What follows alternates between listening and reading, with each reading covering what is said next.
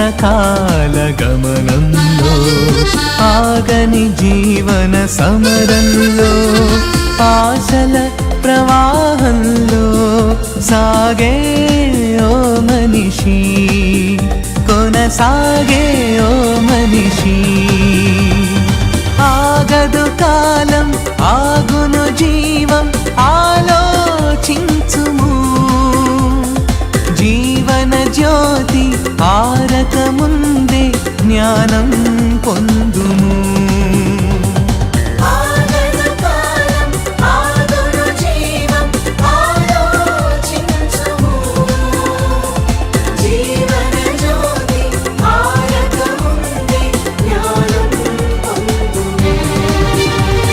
అనంతకాల గమనంలో ఆగని జీవన సమరంలో ఆశల ప్రవాహంలో సాగే ఓ మనిషి, కొనసాగే ఓ మనిషి.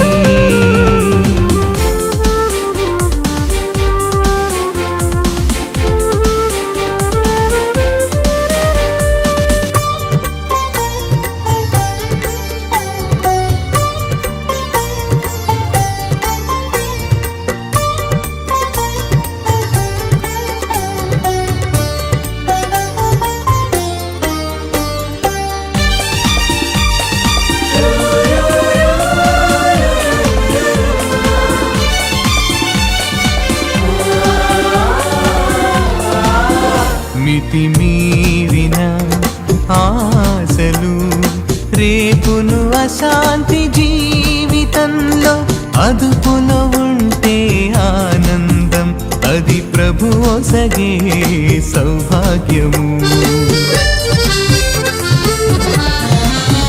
మితిమీరిన ఆశలు రేపును అశాంతి జీవితంలో అదుపులో ఆనందం, అది ప్రభు ఒసగే సౌభాగ్యము.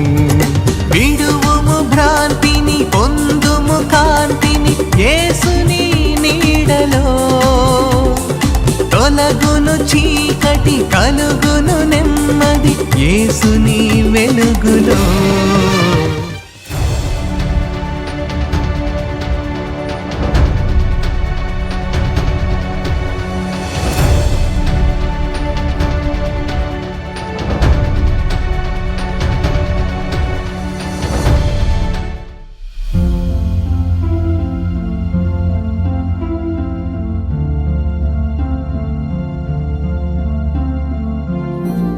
అందరికీ నా ప్రత్యేకమైన వందనములు. దేవుని సంగతులను మనందరం కలిసి ధ్యానం చేస్తున్నాము. నేను మీకు బోధించేటప్పుడు కొన్ని సంగతులు గ్రహిస్తున్నాను, వాటిని అనుసరించే ప్రయత్నం చేస్తున్నాను. మీరు కూడా అదే పద్ధతిలో ఉన్నారని నేను భావిస్తున్నాను. ఎంత నేర్చుకున్నా, ఎంత చదువుకున్నా, తెలుసుకునవలసిన సంగతుల వెలుగులో తెలిసిన సంగతులు చాలా స్వల్పం కదా. మనకు అన్నీ తెలుసని మనం అనుకుంటాము. కొన్ని తెలుసు. నాకంటే ఎక్కువ సంగతులు గ్రహించిన వాళ్ళు మీలో కొంతమంది ఉన్నారు. కొన్నిసార్లు తక్కువ సంగతులు గ్రహించిన వాళ్ళు ఉండొచ్చు.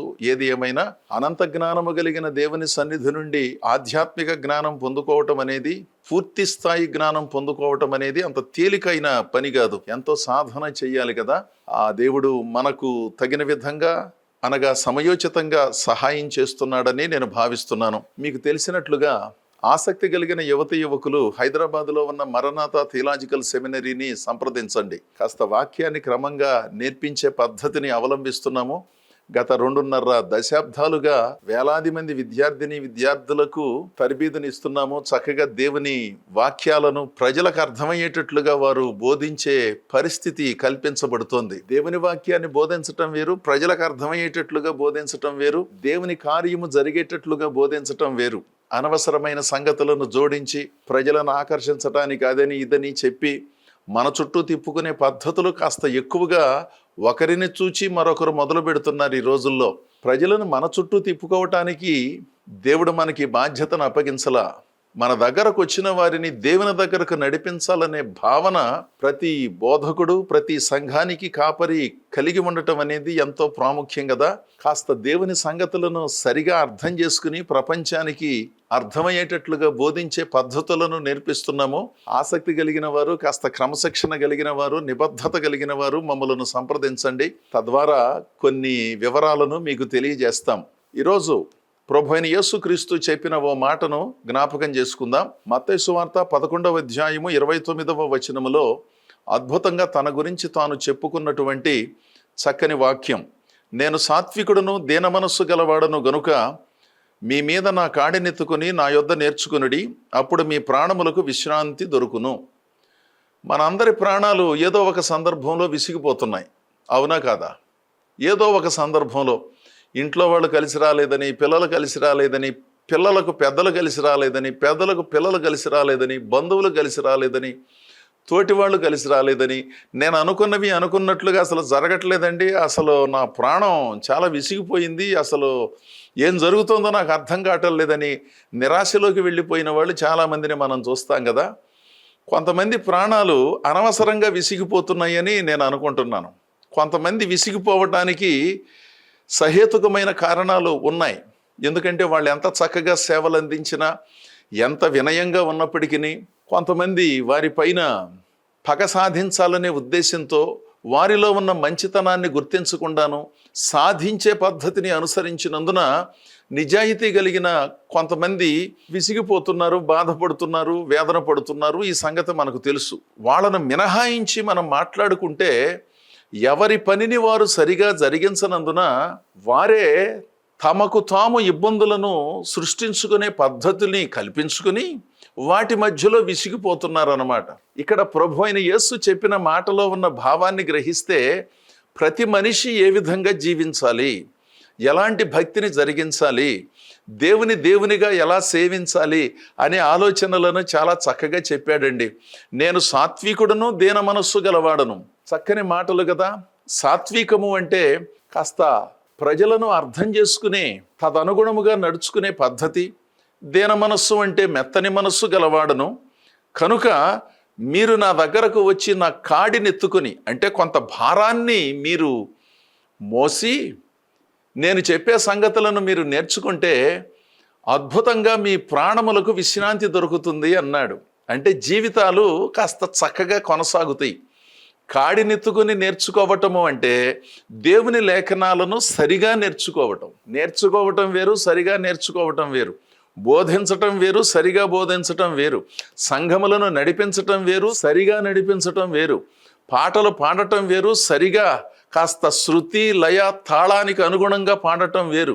అంతేగాని ఏది పెడితే అది చేయటమును అందరికీ అలవాటైన ఒక అద్భుతమైన పదం దేవునికి మహిమ కలుగును గాక అని చాలా ఎక్కువగా ప్రతి చిన్న సందర్భంలోనూ వాడుతున్నారు. వాడటం తప్పని నేను అనట్లేదు, కానీ ప్రతిదానికి వాడనక్కర్లా. అడ్డదిడ్డంగా ఎవరికి తోచినట్లుగా వాళ్ళు పాటలు పాడి, కర్ణకఠోరంగా పాటను పాడి అసలు ఎక్కడ మొదలు పెడుతున్నారో, ఎక్కడ ఆపుతున్నారో, ఎందుకు పాడుతున్నారో, ఎందుకు మధ్యలో సంగీతం వస్తుందో, ఎందుకు ఆగిపోతుందో తెలియని అయోమయ పరిస్థితిని ప్రజలకు కల్పించి ఎక్కడో దూరంగా ఉన్నటువంటి వారు ఇదేమిటిరా ఇలా పాడుతున్నారనే భావన కలిగించి ఆ పాట అయిపోగానే దేవునికి మహిమ కలుగునుగాక అంటే దేవునికి మహిమ వస్తుందా?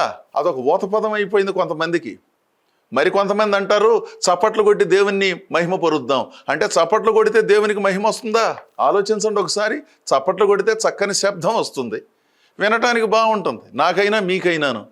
దేవునికి మహిమ చప్పట్లు కొడితే, మనకు తోచినట్లుగా పాటలు పాడితే, మనకు తోచినట్లుగా సంఘాన్ని నడిపిస్తే, మనకు తోచినట్లుగా విశ్వాస జీవితాలను జీవిస్తే రాదండి. దేవుడు మన ద్వారా మహిమపరచబడటము అంటే మీరైనా నేనైనా ఒక పద్ధతిని అనుసరించి దేవుడు చూపించిన ఆధ్యాత్మిక మార్గములో మనము పయనిస్తూ కొన్ని సందర్భాలలో తప్పు చేయకపోయినా ప్రజల చేత నిందించబడి, కొన్నిసార్లు అవమానములను ఎదుర్కొని చెడ్డ మాటలను భరించి అప్పుడు కూడా ప్రభు ప్రేమను చూపించినప్పుడు వీరు సేవించే దేవుడు గొప్పవాడండి, నేనే వారి పట్ల పొరపాటుగా వ్యవహరించాను, నేనే తీవ్రంగా వారిని నిందించాను, ఆ సమయంలో కూడా వారు చూపించిన సంయమనం చాలా గొప్పగా ఉన్నది, నాకే ఆశ్చర్యంగా ఉన్నది, వాళ్ళ దేవుడే వాళ్ళకు సహాయం చేస్తున్నాడు అని చక్కని సాక్ష్యమును మనం పొందుకున్నప్పుడు దేవునికి మహిమ వస్తుందని మనం భావించాలి.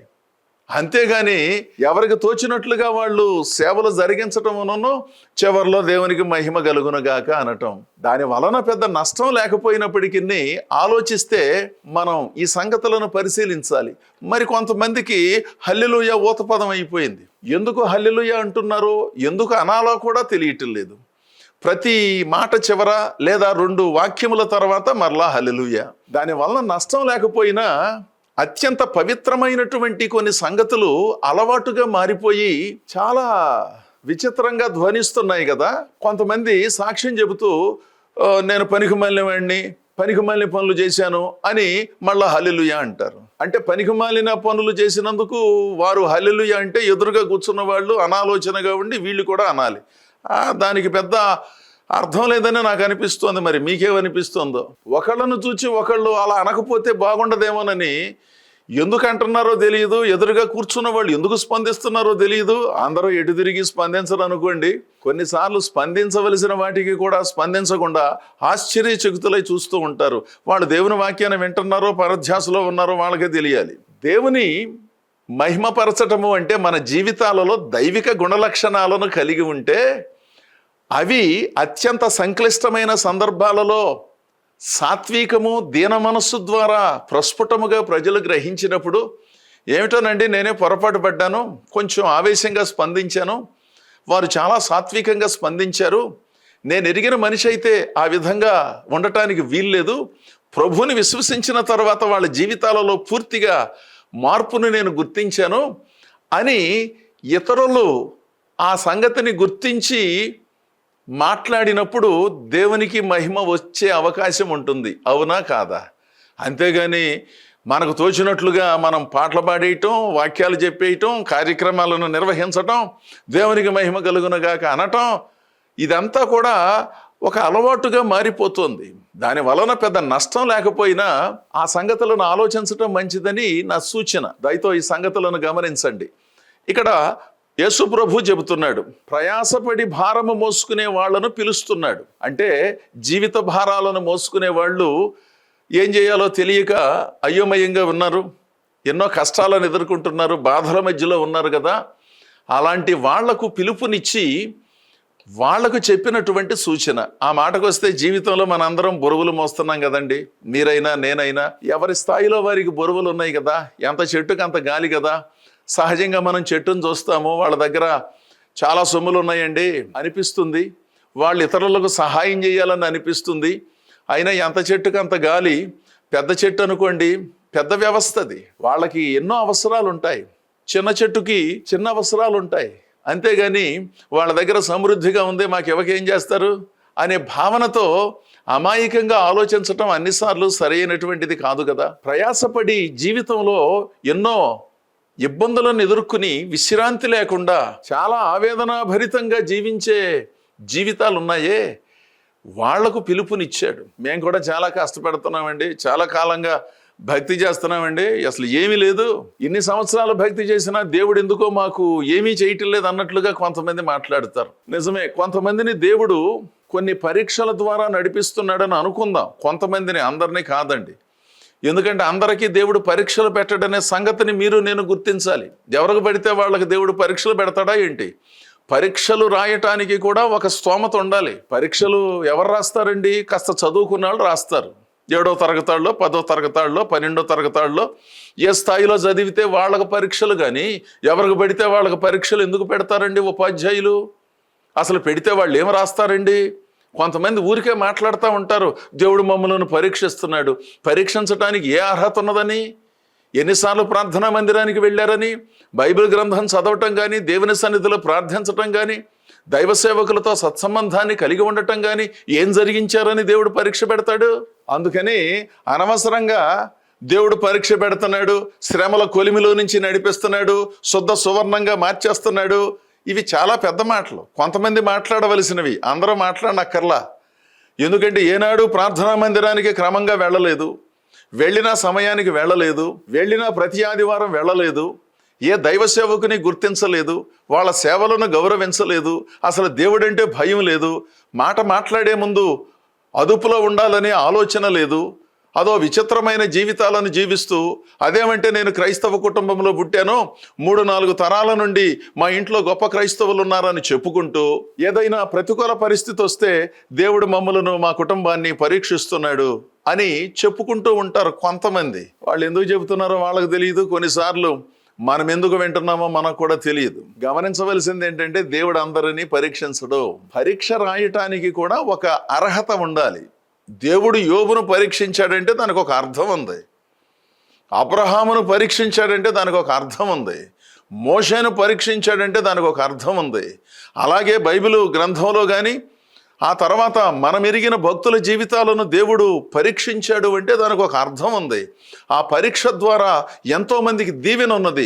వారు దేవుని కొరకు నిలిచిన విధం, ఆ కష్టకాలంలో దేవుని సేవించిన విధం ఎంతో మందికి ప్రపంచవ్యాప్తముగా ప్రేరణగా ఉన్నది కనుక దేవుడు వాటిని అనుమతించాడు. నా జీవితంలో చాలా కష్టాలను ఎదుర్కొంటున్నానండి బాబో, చాలా బాధలు ఎదుర్కొంటున్నాను, మీకేం తెలుసు, మీరు టీవీల్లో వాక్యం చెబుతారు, టీవీగా ఉంటారు అని కొంతమంది భావిస్తూ కష్టాలన్నీ మాకే ఉన్నాయి, వాక్యం చెప్పే వాళ్ళకి ఎవరికీ లేవని భావిస్తారు.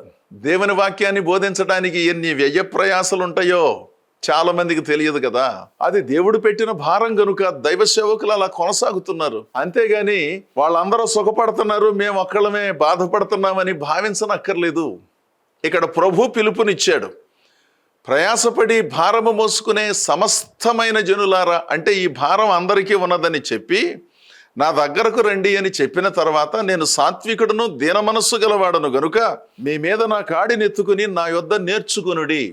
అంటే దేవుడు ఉపాధ్యాయుడిగా ఉండి మనకు కొన్ని సంగతులు నేర్పిస్తాడనమాట. నేర్చుకోవాలి. మనందరికీ నేర్పించడం అంటే చాలా ఇష్టం కదా. నేనైనా మీరైనా మామూలుగా మాట్లాడుకోవలసి వస్తే ఇతరులకు చెప్పటం అంటే మనందరికి ఇష్టం. కానీ చెప్పిన వాటిని అనుసరించడం మీకైనా నాకైనా చాలా కష్టం. ఎంతో పరిశ్రమ చేయాలి కదా. ఇక్కడ ఏమంటున్నాడంటే, మీరైనా నేనైనా ఎవరి దగ్గర నేర్చుకోవాలి? దేవుని దగ్గర నేర్చుకోవాలి. ఏమి నేర్చుకోవాలి? దేవుని ఆలోచనలను గ్రహించాలి. మన ప్రయాసను ఏ విధంగా దేవుని ద్వారా వదిలించుకోవాలో నేర్చుకోవాలి. అనవసరమైన భారములు నెత్తి మీద పెట్టుకుని నన్నెవరో అర్థం చేసుకోవటం లేదని పరనిందలో బ్రతకకుండా ఉండే పరిస్థితిని నేర్చుకోవాలి.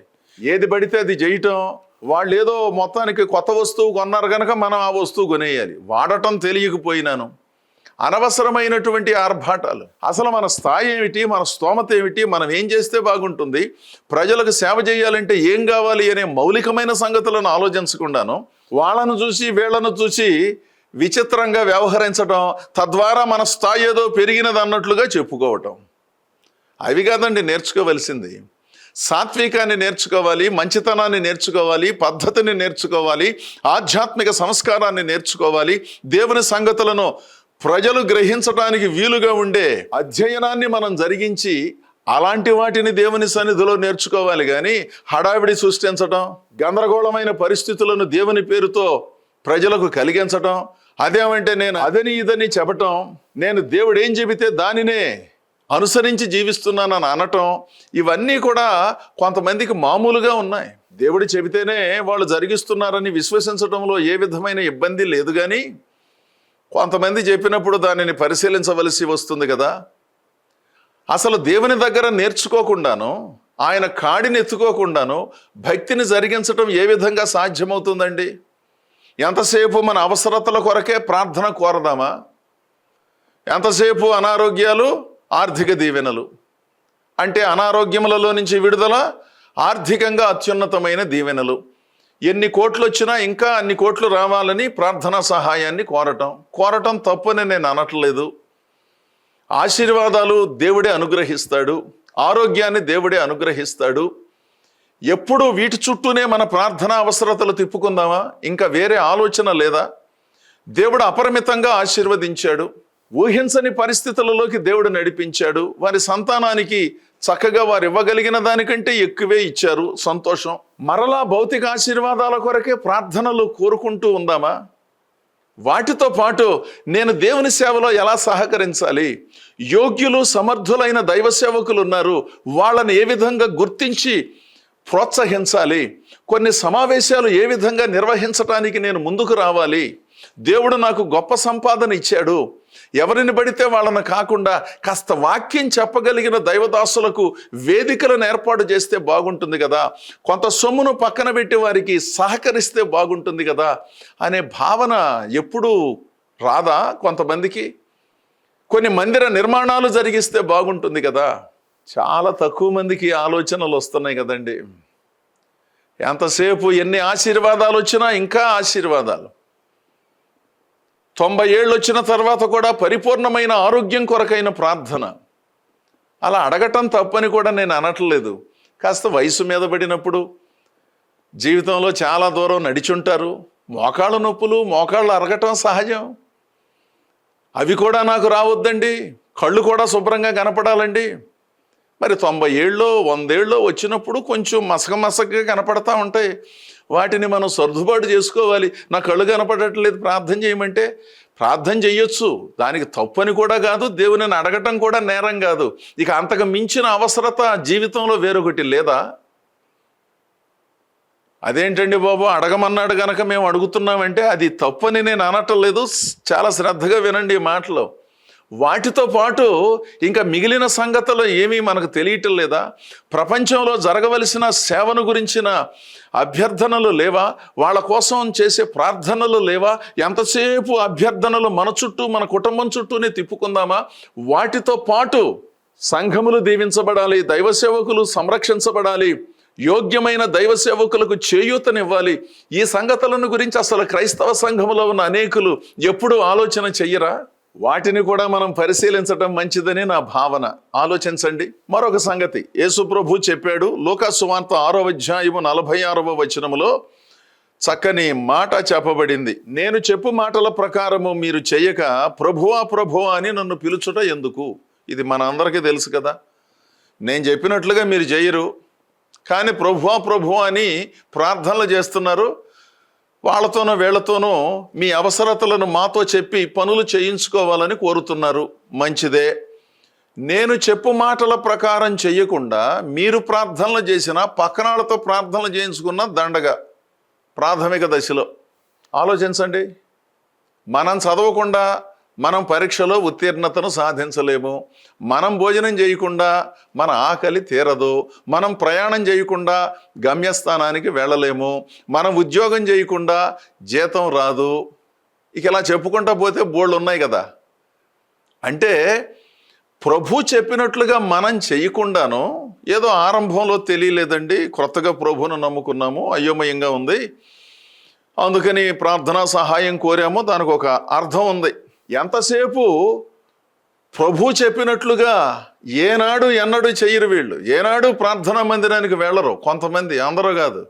ఏనాడు దైవ సంబంధితమైన నిబంధనలు పాటించరు. ఆర్థిక నియమావళిని ఏనాడు ఎప్పుడూ పట్టించుకోరు. కానీ దేవుని దగ్గర నుంచి దీవెనలు పొందుకోవాలని కోరుకుంటారు. ఇది పరిశీలించవలసిన అంశం కదా. నేను చెప్పినట్లుగా చేయకుండా ఎందుకు నన్ను అడుగుతారు మీరు? దానివల్ల ఏంటి ప్రయోజనం? నేను చెప్పినట్లుగా చెయ్యండి, మీరు అడిగినా అడగకపోయినా నేను దీవిస్తాను అంటున్నాడు. ప్రభువా ప్రభువా అని పిలిచే ప్రతివాడు దేవుని సన్నిధిలో ప్రవేశించడండి. మీలో చాలామందికి అవగాహన ఉన్నది, కొంతమందికి నిస్సందేహంగా అవగాహన లేదు కదా. అందుకని ప్రార్థనా సహాయాన్ని కోరినప్పుడే ఎంతసేపు మీరు మీ పిల్లలు ఎంత సొమ్ములు ఉన్నప్పటికీ ఇంకా అధిక ఆశీర్వాదాల కొరకు ప్రార్థనతోనే సరిపెట్టుకోకుండాను దేవుని కొరకు ఏదన్నా చేయాలని ఉందండి, యోగ్యులు సమర్థులైన దైవ సేవకులను గుర్తించి చేయూతనివ్వాలని ఉంది, ఆ విషయంలో నాకు సహాయం చేయమని ప్రార్థన చేయండి అని కోరటం కూడా అత్యున్నతంగా ఉంటుందేమో ఒకసారి పరిశీలించండి. ప్రభు చెప్పిన మాటలను మనం పరిశీలించినప్పుడు మన జీవితాలకు విశ్రాంతి కావాలి అంటే నా దగ్గరకు వచ్చి నేర్చుకోండి. నేను చెప్పే సంగతులు నేర్చుకోండి. నేను చెప్పే సంగతులను అర్థం చేసుకోండి అని ప్రభు అన్నాడు. వాటిని మనం అర్థం చేసుకుంటే చక్కని జీవితాలు జీవించటం సాధ్యమవుతుంది. మీరు మీ కుటుంబాలు ఇప్పటికే ఆ పద్ధతిలో ఉన్నారు. కొంతమంది తెలిసినందున తెలియనందున అదో రకమైనటువంటి ఆలోచనలో ఉన్నందున గుర్తించలేదేమో. వారును గుర్తించి ప్రభు దగ్గర కొన్ని సంగతులు నేర్చుకుని చక్కని భక్తులుగా మనం ప్రభులో కొనసాగినప్పుడు ప్రాణములకు విశ్రాంతి దొరుకుతుంది. మనశ్శాంతి దొరుకుతుంది, అందరూ సంతోషంగా ఉంటారు. అలాంటి గొప్ప దీవెనలు దేవుడు మనందరికీ ప్రసాదించాలని కోరుతూ, మీకు కావలసిన మనశ్శాంతిని, శారీరక స్వస్థతను ఆ దేవుని ద్వారా మీరు అందుకోవాలని ఆశిస్తూ ఈ నా మాటలు ముగిస్తున్నాను. దేవుడు మిమ్మలను మీ కుటుంబాలను దీవించునుగాక. ఆమేన్.